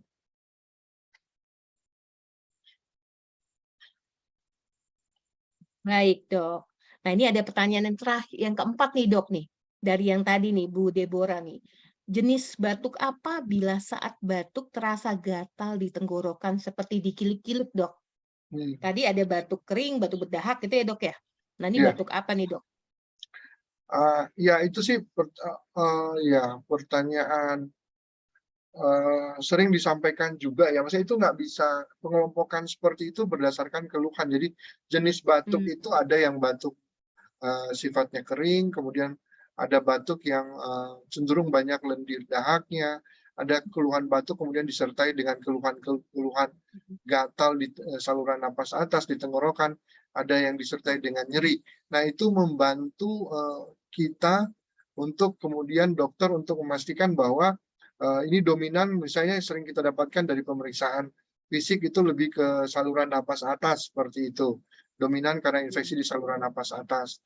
Atau sebaliknya, kemudian kalau misalnya hal itu tidak kita dapatkan, sering sekali dari pemeriksaan fisik kita dapatkan infeksi di saluran napas bawah. Nah, dari identifikasi awal itu tentu bisa membantu dokter untuk memberikan pengobatan yang lebih optimal. Baik. Jadi tidak bisa dengan kira-kira ciri-ciri begini langsung kita kayak kategoriin kayak mind mapping ya, Dok ya. Jadi misalnya Ya. oh, ini masuk ke sini, ini masuk itu nggak bisa ya. Harus didukung penunjang mungkin laboratorium atau apa gitu ya, Dok ya. Iya. Baik. Baik, berarti ini ada juga nih pertanyaan titipan juga nih, Dok nih. Silakan. Apakah batuk alergi pasti batuk kering atau batuk berdahak? Nah, ini juga jawabannya apa nih, Ya. Dok? Ya, ini ya terima kasih ya pertanyaannya ya. Kadang-kadang itu yang jadi juga tantangan di sehari-hari. Ketika awalnya dia batuknya sifatnya sebenarnya batuk dipicu oleh alergen polutan. Hanya batuk-batuk kering, tidak produktif. Tapi harus diingat, kalau kemudian ini berkelanjutan, ya pada kesempatan ini juga saya sampaikan, tidak tertutup kemungkinan kadang batuk yang awalnya itu sifatnya karena potensi alergi itu bisa berkembang ketika kalau misalnya lama-lama itu juga kadang bisa menjadi tempat masuk kuman, virus, kuman seperti itu. Makanya harus hati-hati. Kadang tidak hanya alergi saja, tapi dalam satu kesempatan di situ juga sudah mulai ada manifestasi infeksi virus atau kuman. Nah, kalau misalnya itu terjadi, biasanya keluhan yang disampaikan itu sudah sifatnya bisa tidak hanya batuk kering saja atau seperti itu, kadang-kadang bisa kemudian berubah menjadi batuk yang produktif disertai dengan keluhan yang lain. Ya, keluhan yang lain itu bukan hanya keluhan respirasi yang timbul, tapi maksudnya keluhan respirasi itu seperti batuk, sesak, seperti itu, tapi bisa timbul juga kemudian keluhan yang sifatnya sistemik, karena tadi kuman yang menyertai yang awalnya tadi alergi itu, kemudian dia menyebar ke anggota tubuh yang lain. Jadi kalau dari saya, tetap harus diperhatikan tata laksana awalnya, dan kalau misalnya itu berkembang lebih lanjut, tetap harus konsultasi ke dokternya untuk pemeriksaan lebih lengkap. Ya, begitu ya. Jadi tetap harus pastikan dapat diagnosa yang tepat gitu ya dari masing-masing kita gitu ya, Dok ya. Nggak bisa kayak cenayang gitu ya, Dok ya. Ah, kira-kira ini kayaknya cukuplah beli di apotek terdekat gitu ya, Dok ya. Iya, betul. Oke, siap. Nah, ini ada mungkin 2 pertanyaan menjelang kita 8:30 nih, Dok ya, nggak apa-apa ya, Dok ya? Di sini Nggak ada apa-apa, satu yang di umum nih, Ibu Evi, nggak namanya apa-apa. Ibu Evi Damayanti. Saya sudah off Bu Evi praktek mau kok, tenang aja, silakan. Oke, Ibu Evi, silakan mau bertanya langsung ke Dr. Christoph. Evi, apa saya bacakan saja? Oke. Maaf, saya off cam lagi tidak bisa buka kamera. Jadi saya mau bertanya nih, Dok, setiap pagi itu apakah normal ada dahak di tenggorokan? Jadi setiap bangun pagi ada dahak, dikeluarkan dulu. Itu tiap pagi, Dok. Apakah memang ada satu penyakit atau memang itu normal, Dok? Terima kasih. Iya, terima kasih. Langsung saya jawab ya. Terima kasih Bu pertanyaannya. Ini juga yang sering kita dapatkan dalam praktek sehari-hari. Biasanya sih kalau keadaan seperti itu kadang memang kuat hubungannya dengan alergi yang timbul macam-macam penyebabnya, bisa berhubungan dengan udara, kelembaban, suhu, menjelang malam, dini hari, pasien-pasien tertentu yang memang punya bakat ke arah sana. Ada yang kita sebut hiperreaktivitas bronkus, kadang-kadang pasien-pasien yang batuk karena pajanan polutan, suhu, kelembaban lebih sensitif dibanding dengan orang-orang sekitarnya. Atau sebaliknya juga bisa berhubungan, ya alergi tadi juga bisa misalnya datang lebih awal di sekitar hidung tenggorokan. Jadi rinitis atau infeksi di atas, sinusitis, upper airway cuff syndrome yang datang dari saluran napas atas pada mereka-mereka yang sensitif atau alergi, kadang disertai dengan keluhan yang tadi Ibu sampaikan. Kadang-kadang mereka bangun pagi dan didapatkan mereka merasa bahwa ada akumulasi lendir atau dahak di tenggorokannya. Nah, biasanya pada keadaan yang seperti itu, kalau berulang Bu, tetap kami sih anjurkan untuk pemeriksaan lebih detail lagi. Apakah memang seperti yang kita duga tadi, itu dominan disebabkan oleh alergi atau ada hal yang lain.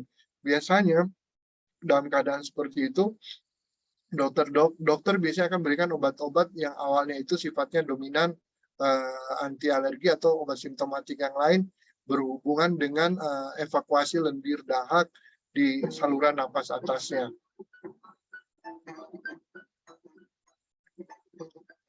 Itu mungkin yang sementara bisa saya sampaikan. Terima kasih, Dok. Ya. Terima kasih dokter penjelasannya. Terima kasih Bu Evi Ya. pertanyaannya. Nah, ini ada yang japri ke saya juga nih. Apakah batuk itu bisa karena asam lambung ya, Dok ya? Ya, Ada nggak ya. pencetusnya itu asam Ya, lambung? benar. Mohon maaf tadi di presentasi saya sebenarnya ada yang juga belum saya singgung banyak, terutama Baik. yang GERD ya. Asam lambung itu juga sering kita dapatkan. Jadi kalau misalnya pasien-pasien dengan produksi asam lambung berlebihan, dan ini biasanya kita kerjasama dengan teman sejawat yang penyakit dalam yang gastroenterolog. Jadi biasanya mereka memberikan obat-obat seperti kelompok penekan asam lambung, PPI seperti itu. Dan sering kita dapatkan dengan optimalisasi obat-obat penekan asam lambung, keluhan batuk. Jadi bukan hanya batuk, biasanya kadang disertai dengan sesak. Nah, kalau kita tanya lebih detail, biasanya pasien-pasien seperti ini ada kecenderungan batuk-batuk itu kadang selain pemeriksaan fisik ya, mereka kadang merasa nyeri ulu hati, perut kembung, begah, kadang sendawa, dan kalau ditarik ke belakang, biasanya mereka punya riwayat-riwayat misalnya dispepsia atau MAH seperti itu. Nah, pada keadaan seperti itu, selain pemberian kalau misalnya ada masalah di parunya, juga kita disertai dengan pemberian obat-obat penekan asam lambung. Oke. Jadi memang betul salah satu pencetus ya, kayak triggernya itu memang dari asam lambung ya, Dok ya? Ya, tapi itu juga sekali lagi saya katakan asam lambung bisa menimbulkan keluhan batuk atau sesak, dan penegakan diagnosisnya juga harus menyeluruh ya, untuk memastikan pengobatan yang optimal. Baik. Baik. Oke nih Bapak Ibu. Makasih nih Dr. Christoph untuk melengkapi sesi kita malam ini gitu ya. Ya. Nah, Bapak Ibu masih ada yang mau bertanya? Silakan. Ini di chat sudah sepertinya sudah habis. Ada yang mau langsung bertanya? Nah, kalau nggak ada mungkin saya nih, Dok. Tadi sempat di slide-nya dokter itu bilang vaksin flu membantu untuk mengurangi gitu ya. Nah, Ya. kebetulan saya cukup rajin, Dok, vaksin flu, dan memang benar saya merasakan dampaknya itu lumayan ngebantu. Jadi saya biasanya 2 tahun kemarin kan saya juga kena COVID gitu ya, Dok ya. Kena COVID di 2020 Desember, tapi setelah itu saya rajin tuh mulai vaksin flu dan ya syukurlah nggak sampai kayak parah banget. Mungkin agak bindeng gitu loh, Dok, tapi nggak jadi kayak flu gitu loh, Dok. Betul ya, Dok ya? Dampaknya seperti akibatnya seperti itu ya? Iya, pokoknya keluhannya bisa lebih minimal dengan pemberian vaksin flu. Gitu ya. Nah, tadi ada di slide-nya dokter, jadi saya senang tuh pas dibilang vaksin flu itu ngebantu. dan benar gitu ya. Saya mengalaminya nih, oma, opa, Bapak Ibu semuanya ya. Jadi mungkin kalau memang tidak ada alergi apapun gitu ya, mesti konsultasi juga ya, Dok, ya? Iya, Gitu, nggak asal misalnya aku mau vaksin flu gitu ya, nggak semua mungkin ada TNC-nya nggak, Dok, kalau mau ngambil vaksin flu? Ada harus iya. misalnya tekanan apa gitu, syarat-syaratnya gitu, Dok? Biasanya sih relatif itu aman diberikan. Kalau misalnya dia tidak dalam keadaan terinfeksi saat itu, tidak ada keluhan dominan, dari pemeriksaan kita masih dalam batas normal, biasanya kita lakukan pemberiannya. Saya sih biasanya ketika ada pasien seperti itu nyaris bisa langsung segera dilakukan, jarang, kecuali kalau misalnya ada keluhan tertentu yang sedang dialami pasien saat akan diberikan vaksin, misalnya batuk, pilek, demam, atau sedang tidak dalam keadaan fit, biasanya kita minta untuk kontrol ketika sudah nggak ada keluhan. I see. Jadi memang pada umumnya langsung bisa gitu ya, datang ke dokter, ke rumah sakit itu langsung bisa gitu ya? Oke, siap. Silakan Bapak Ibu, ini kita sudah menjelang sesi terakhir. Ada yang mau ditanyakan kembali? Mungkin Pak Edward? Oh. Opa, Iya. silakan Opa Martin, silakan, Iya. silakan, yuk. Ya. Selamat malam, Dok. Sekali lagi saya mau tanya. Selamat malam, Pak. Ya. So, tadi kan dokter menyinggung mengenai kebutuhan oksigen untuk kesehatan paru-paru kita. Ya. Sehari-hari kita lihat kita bisa berjam-jam di dalam ruangan dengan AC, dengan ruangan yang tertutup. Apalagi pada waktu malam kita tidur dengan AC sampai 8 atau 9 jam dalam ruangan, apalagi bayi gitu ya. Tanpa ruangan terbuka sama sekali dan tertutup. Apakah itu sehat untuk kebutuhan oksigen kita, Dok? Itu pertanyaan saya pertama. Yang kedua, di luar banyak terapi-terapi tradisional yang menganjurkan untuk sistem terapi gurah gitu, Dok, atau obat-obat yang membuatkan kita mengeluarkan lendir yang cukup banyak, tapi dengan terapi tradisional. Bagaimana menurut dokter? Terima kasih, Dok. Selamat malam. Ya, terima kasih. Selamat malam. Ini sebenarnya kita di oksigen room air udara bebas, kita sebenarnya punya kadar oksigen yang cukup ya. Jadi kalau ketika kemudian sekitar 0,21 lah seperti itu. Jadi masih 2-3 liter. 2 liter. Kalau misalnya tadi yang seperti ilustrasi Bapak sampaikan, kemudian di ruang AC tertutup, sebenarnya sih oke. Itu maksud saya pada itu balik ke kita. Pertama, pasien-pasien tertentu kadang itu jadi tidak nyaman kalau misalnya dia relatif sensitif. AC-nya itu biasanya kita tidak anjurkan untuk mengarah ke badan. Dan kadang-kadang kalau misalnya sensitif dengan suhu tertentu, kita anjurkan untuk di setel tidak dalam keadaan terlalu dingin, di atas 20, 21 seperti itu. Dan yang paling penting lagi, biasanya pagi hari setelah misalnya mereka menggunakan itu, tidak lupa untuk memberikan kesempatan di mana ada sirkulasi udara. Misalnya kalau udara lagi lagi bagus seperti itu, dibuka jendela kamarnya agar udaranya bisa berganti. Kemudian ada akses matahari, karena seperti saya katakan tadi, banyak kuman-kuman itu bisa bertahan lama di udara itu karena lembab. Jadi keterbatasan akses matahari, sirkulasi udara, kemudian dia bisa bertahan lama di udara bebas.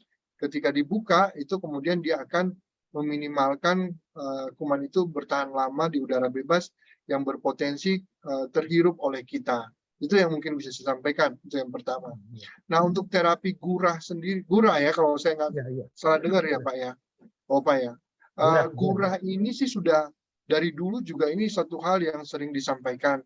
Cuma sampai saat ini khususnya untuk kami sendiri, efektivitas gurah itu masih suatu hal yang masih harus dibuktikan, karena saya juga sering dapat pasien yang mengaku dengan pengobatan alternatif sudah digurah, ternyata hasilnya juga ketika misalnya kita periksa masih kelihatan jelas, keluhannya masih dominan, dan penyakit, kadang-kadang kita juga sering dapatkan penyakit-penyakit penyerta yang lain yang sering kita dapatkan pada pasien itu. Jadi kalau misalnya gurah seperti itu, mungkin yang bisa saya sampaikan sih masih harus dibuktikan efektivitasnya, karena saya sering dapatkan pasien-pasien yang digurah pun ketika kontrol ke kita, itu kan seperti apa ya, gurah itu tanda kutip memaksa untuk mengeluarkan, mencoba mengekspektorasi lendir dahak yang ada di sepanjang saluran napas atas ya kalau nggak salah ya. Ya. Jadi nggak efektif ya dok ya kak, nggak usah. Ya kalau saran saya sih bukan karena saya orang medis ya, itu masih harus dibuktikan.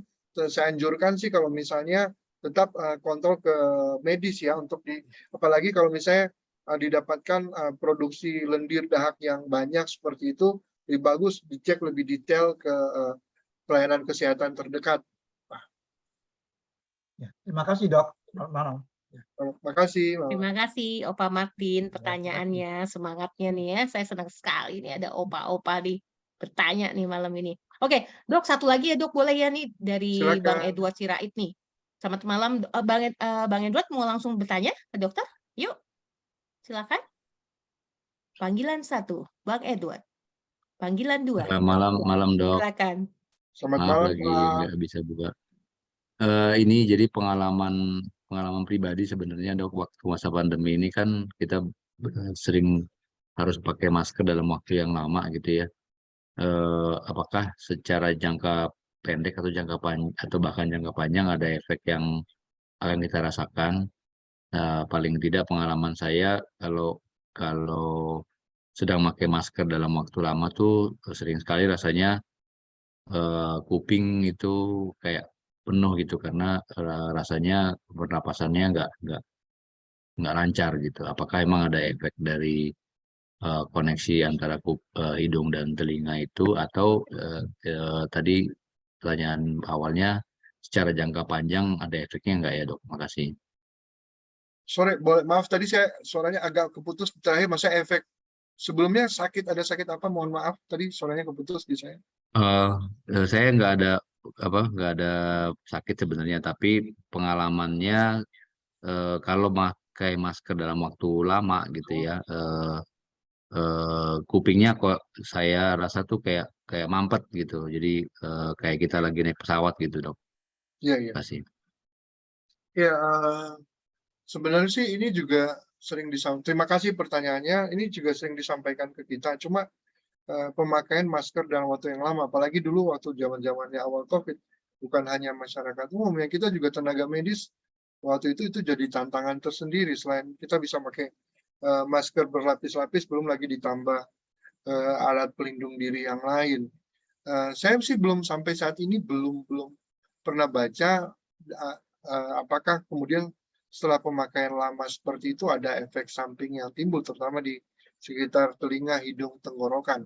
Cuma kalau saya saran, mungkin kalau ada keluhan ketidaknyamanan permanen berlangsung lama, cenderung berat seperti itu, mungkin nggak ada salahnya juga sekali-sekali untuk mengecek ada potensi infeksi nggak di saluran nafas atasnya, telinga, hidung, tenggorokan. Karena bindeng, telinga mendengung, seperti itu juga bisa kadang disertai karena ada penyakit penyerta yang lain seperti itu.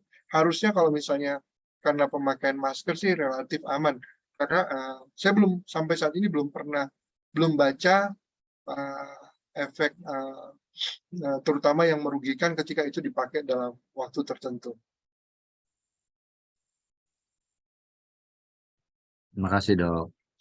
Ya, terima kasih Pak. Baik. Dok, nambah satu lagi boleh ya dok ya? Boleh. Mohon maaf nih, Bapak Ibu masih semangat kan ya Oma Opa ya. Satu lagi nih. Ini pertanyaannya dari Bang Maruli lagi nih. Jadi ketika didiagnosa sinus, nah dia bingung nih. Apa beda pilek biasa dengan sinus? Itu yang pertama. Lalu kenapa cairan dalam hidungnya ketika dikeluarkan itu dengan cara disuntik? Padahal sama-sama di rongga hidung tuh, dok. Iya. Terima kasih pertanyaannya. Sebenarnya sih ini mungkin silakan panitia atau Bapak Ibu bisa mendatangkan teman sejawat yang berhubungan dengan telinga, hidung, tenggorok, dokter THT ya. Tapi THT, ya paling tidak saya bisa bantu jawab sedikit, nanti mungkin bisa diperjelas. Infeksi sinus di sinus frontal kan posisinya di depan ya. Nah kalau misalnya ada infeksi berulang, biasanya salah satu yang bisa timbul adalah akumulasi sel peradangan di sekitar sinus frontal tadi di depan hidung seperti itu. Keluhan yang sering kita dapatkan biasanya cium bau tertentu, dan kalau misalnya berlanjut itu bisa menimbulkan pusing, demam, sakit kepala, nyeri hebat ya, dalam gradasi yang berbeda sesuai dengan perkembangan penyakitnya. Nah, upaya dokter sendiri biasanya untuk tegak diagnosis biasanya melakukan pemeriksaan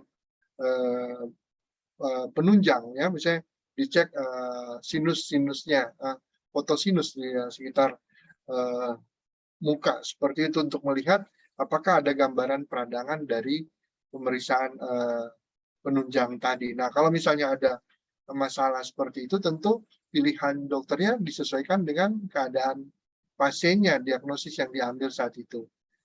Sepengetahuan saya, mereka bisa melakukan pengobatan dengan medikamentosa seperti itu dengan obat-obat, dan kadang-kadang dalam keadaan tertentu dilakukan prosedur intervensi. Nah, yang tadi disampaikan mungkin penyuntikan seperti itu teknis, saya belum bisa saya tidak tahu persis penyuntikan dalam hal ini seperti apa. Saya belum bisa komen untuk penyuntikan yang tadi disampaikan. Apa alasan dokternya? Apakah itu seperti menyuntikkan obat atau mengaspirasi atau apa? Saya belum begitu jelas ya.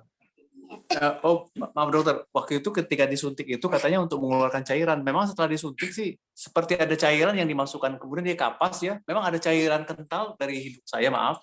Setelah itu agak lega memang dokter. Jadi saya memang ya, makanya tadi saya sampaikan kadang itu bisa dilakukan aspirasi sama seperti kita misalnya mengeluarkan evakuasi lendir atau sel peradangan atau cairan abses nanah di paru. Nah, itu juga prosedur itu bisa saja dilakukan. Nah, selain mengaspirasi, mengevakuasi produk peradangan di tadi yang disampaikan itu, kadang-kadang juga itu bisa berupa untuk memasukkan sejenis obat tertentu kalau memang tujuannya seperti itu.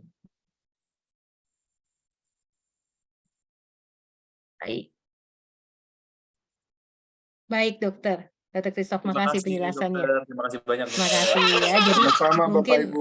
Bang Maruli bisa langsung tanya ke dokter spesialis THT langsung ya, dokter Christoph, untuk lebih tepatnya lagi ya, supaya lebih clear lagi ya, gitu ya. Mungkin langsung bertanya. Baik, aduh Bapak Ibu, Oma Opa semuanya, kita sudah sedikit lewat ya. Maaf nih dokter, jadi banyak yang nanya, seru banget, nggak berasa gitu ya. Nah, mungkin dikasih spesial, diingatkan kembali nih, apa tips, apalagi sekarang cuaca kan nggak menentu ya dok ya, mungkin bisa dikasih ingatkan kembali apa yang harus kita lakukan di dalam kondisi supaya bisa meminimalisir resiko batuk dok. Silakan mungkin diingatkan kembali dok ke kami dok. Baik, terima kasih. Pada kesempatan yang baik ini saya mengingatkan kita untuk terus menjaga kesehatan. Tadi sempat disinggung, betul saat ini kan dengan cuaca seperti ini, kita sering dapatkan, kami juga dalam praktek sehari-hari sering dapatkan banyak pasien yang batuk pilek dengan perubahan cuaca, disertai dengan daya tahan tubuh nggak begitu optimal, kadang-kadang disertai dengan manifestasi infeksi, kemudian pasien mengalami keluhan-keluhan, terutama keluhan berhubungan dengan respirasi, batuk yang berkelanjutan. Bila misalnya keluhan batuk itu berlanjut 2 atau 3 minggu lebih, kemudian masih berlangsung, kemudian disertai kadang diperberat oleh keluhan yang lain seperti sesak, meriang, atau demam, kita tidak harapkan itu terjadi, tapi kalau itu berlangsung, kami anjurkan untuk berobat ke pelayanan kesehatan terdekat, konsultasi ke dokter. Nah, tentu selain obat-obatan yang bisa dikonsumsi, upaya pencegahan tentu sangat penting. Upaya pencegahan tadi di awal saya sudah sampaikan, misalnya dengan pola hidup sehat, gaya hidup sehat, menghindari kebiasaan-kebiasaan yang bisa menimbulkan gangguan masalah di paru seperti baik konsumsi rokok, baik itu yang konvensional maupun yang elektrik, tetap menimbulkan masalah, itu tetap harus terus kita hindarkan. Dan pada mereka yang kebetulan misalnya sedang dalam keadaan tidak sehat, tidak fit, etiket batuk, menjaga lingkungan bersih, terutama ketika batuk bersin seperti itu, menutup mulut atau hidung, kemudian membuang tisu atau produk yang tadi yang berhubungan dengan batuk seperti itu di tempat sampah yang terpisah seperti itu tetap terus kita praktekkan untuk meminimalkan potensi infeksi ke orang-orang yang berada di sekitar kita. Ya, kita harapkan, kita berdoa mudah-mudahan kita semua senantiasa diberikan kekuatan dan kesehatan. Terima kasih banyak nih narasumber kita malam ini Dr. Christoph, spesialis paru dan pernafasan yang saat ini masih berpraktek di Eka Hospital BSD ya Bapak Ibu, siapa tahu ada yang mencari beliau prakteknya di Eka Hospital BSD gitu ya. Jadi kalau yang mau tanya mungkin mau konsultasi lebih detail lagi, lebih dalam lagi silakan kontak beliau gitu ya. Jangan kemana-mana dulu, kita masih ada informasi tambahan dulu yuk. Kita selain ada Educare malam hari ini, kita mau juga saksikan tayangan untuk, nah kita ingatkan kembali bahwa minggu depan, ya di jam yang sama juga, jam 7, hari Senin 10 April, kita ada pelayanan spiritualitas panggilan, call to be creative, gimana panggilan yang menjadi lebih kreatif lagi dengan narasumber Pendeta Juswantori Ikhwan. Beliau adalah staf khusus bidang liturgi dan musik Sinode GKI yang dimoderatori oleh Bang Andre Sinaga. Ya, ini yang 10 April. Mungkin ada lagi yang tanggal 17 April juga akan ada lanjutan dari mengenai Sosduker, yaitu evolusi musik klasik barat gitu ya. Itu akan kelanjutannya yang bulan Maret. Nah, ini 2 minggu yang akan datang gitu ya. Dari jam 7 sampai jam 8:30. Nah, narasumber Iwan Hasan sebagai musisi dengan dimoderatori oleh Ko Steven Ananta. Ini 2 minggu lagi ya Bapak Ibu ya, kelanjutan dari yang bulan Maret lalu. Baik, itu pengumuman yang akan datang untuk program kami dari Educare. Nah, sebelum kita tutup sesi Educare malam hari ini, kita panggilkan Kader Helen untuk menutup sesi malam hari ini. Silakan, Kakak Helen. Baik, terima kasih. Sungguh bersyukur kita bisa mengetahui bersama. Oke, mari kita satu dalam doa. Tuhan, kami mengucap syukur Engkau memberikan kami kesempatan untuk belajar lebih lagi mengenai pernafasan, batuk, dan gangguan pernafasan lainnya. Kiranya apa yang kami dapat ini boleh kami terapkan di dalam kehidupan kami sehari-hari, supaya kami lebih menyadari akan hal-hal tersebut di dalam hidup kami dan menghargai kembali kehidupan dan nafas yang telah Engkau berikan.